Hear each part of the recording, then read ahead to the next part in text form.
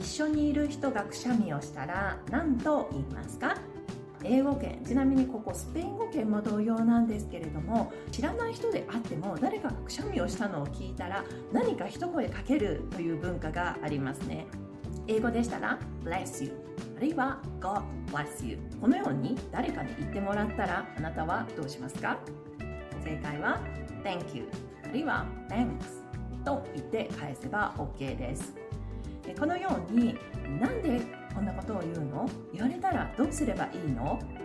言葉を勉強しているだけではそこまで学習することが難しいです。ですので言葉を学習するのと同時に相手の国あるいはその言語を話す人たちの文化、宗教観、価値観も一緒に学習していく必要が大切になってくるんです。